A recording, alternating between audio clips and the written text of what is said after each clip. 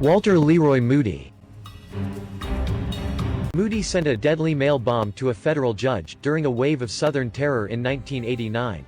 At his 1996 trial, prosecutors described Moody as a meticulous coward who committed murder by mail because of his obsession with getting revenge on the legal system, and then committed more bombings to make it look like the Ku Klux Klan was behind the judge's murder.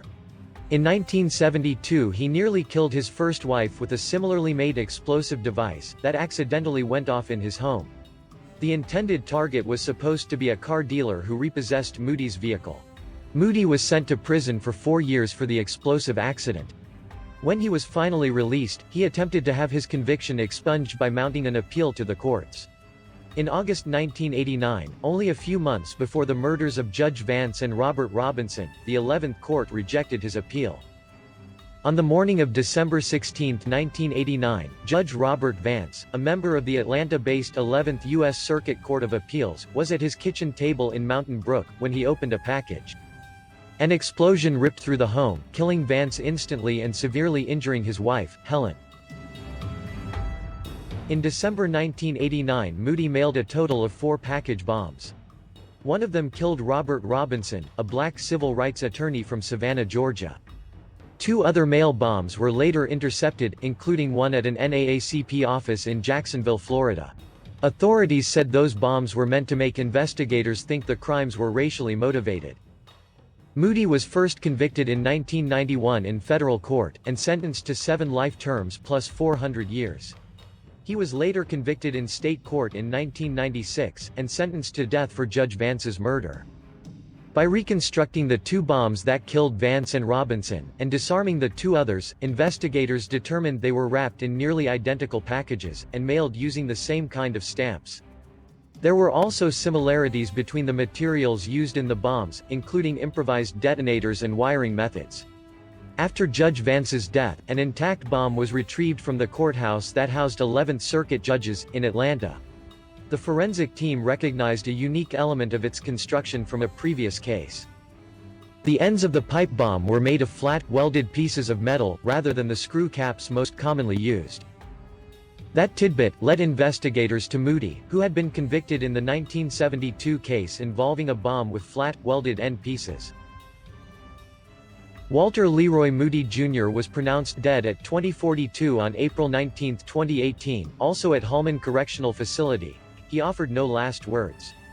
At 83, Moody becomes the oldest ever U.S. inmate to be executed since capital punishment was reinstated in 1976.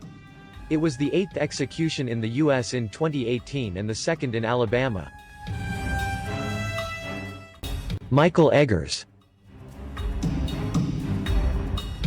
In 2002, Michael Eggers was convicted of capital murder for the death of 67-year-old Benny Francis Murray. Murray and her husband owned a carnival concessions business that traveled with various carnivals. Eggers worked as a short-order cook for the Murrays until September of 2000, when he moved to Jasper. In late December of that year, then 33-year-old Eggers called Murray and asked for his job back. She said that the carnival was on a break until the next spring and that was no space for him. On December 28, he called back and asked Murray to pick up him and his teenage son from the bus station in Birmingham. She picked them up and the 3 went to Talladega. On December 30, 2000, Eggers asked Murray to drive him and his son back to their home in Jasper.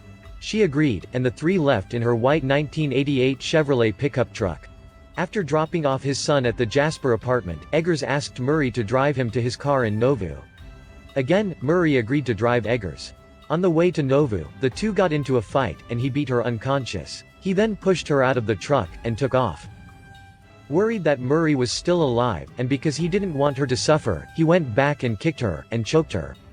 According to court records, Eggers then dragged Frances into nearby woods where she could not be seen from the road, and because he believed she was still alive at that point, he put a tree limb on her throat, and stood on it, in an effort to kill her.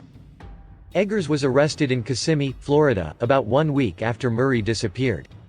Police found Murray's abandoned truck in Kentucky earlier that day, and discovered someone had used her ATM card several times on December 31 and on January 1, 2001. Eggers was found in Florida after being tracked through telephone calls.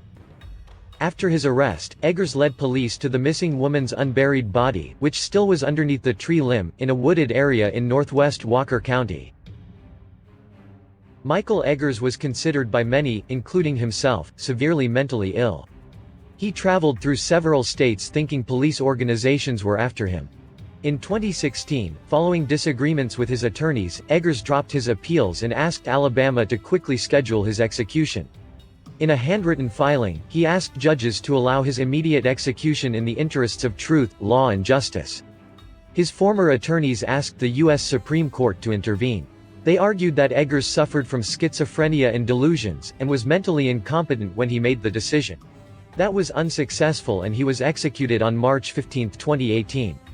The execution took place at Hallman Correctional Facility in Atmore. Eggers' final meal was the same that was served to the general population: chicken Creole, dirty rice, turnip greens, cornbread, cream corn, cake, and a grape drink. He also ate breakfast, which consisted of eggs, grits, prunes, 2 biscuits and gravy. Eggers' execution started at 6:54 p.m., when the curtain to the 3 viewing rooms opened. The warden first read Eggers his death warrant, and then asked if he had any last words. Eggers replied, "No ma'am." At 6:56 p.m., Eggers gave a thumbs-up signal using his hand, facing the room where his brother, sister-in-law, 2 friends, and spiritual advisor sat, along with members of the media. His time of death was 7:29 p.m. He was the first inmate executed this year in Alabama and the 5th in the country. He was 50 years old.